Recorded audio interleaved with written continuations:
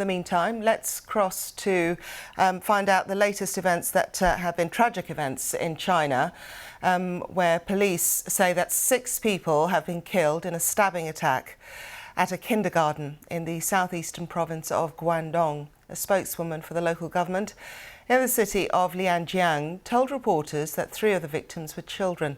A teacher and 2 parents were also killed. Our correspondent Rupert Wingfield-Hayes is following the story for us from Bangkok. We know that the main suspect in this attack is a 25-year-old local man who turned up at the kindergarten early this morning, just as parents were taking their children to school, and then it seems set about with a knife. And as you said there, we've just had confirmation just in the last hour that the victims are a teacher, 2 parents and 3 children. We have no word as yet as to what may be the possible motive for this attack. The man, the main suspect, is now in police custody. This is a small town in southwestern Guangdong province, you know, obviously a terrible story, but I mean, I was just looking back at some of the statistics over the last 5 years, and these sort of attacks in China have been worryingly or disturbingly frequent in recent years. Is it the nature of the target? Very vulnerable, always kindergarten, schools.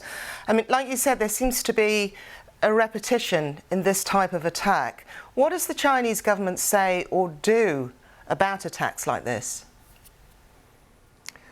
Well, a lot of the time it tries to minimise the amount of publicity around these sorts of attacks. I was looking back over the data, and there are many reports of attacks. I've got at least 9 attacks on schools, kindergartens and universities over the last 5 years.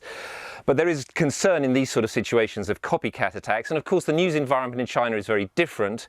Often the state media is not allowed to publish full details. So it's often quite difficult to find out exactly what has gone on and what action has been taken, and indeed what the motive for these attacks is. But as you say, a lot of these in recent years have been by men, almost always men, often young men with a grudge against society. So not dissimilar to mass attacks in other countries, in the United States, in Japan, where I lived for many years, where we've seen similar incidents of mass attacks trying to cause outrage, showing a grudge against society. And that seems to be a similar pattern in China.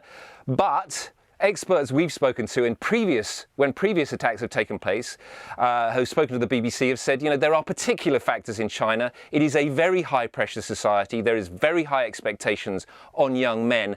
And if you don't have a job, if you haven't achieved social success, there are certain people who will feel this great resentment against society and go and carry out some sort of outrage like this. We don't know if that's the case in this particular incident, but it certainly has been in the past. And that was Rupert Wingfield-Hayes there.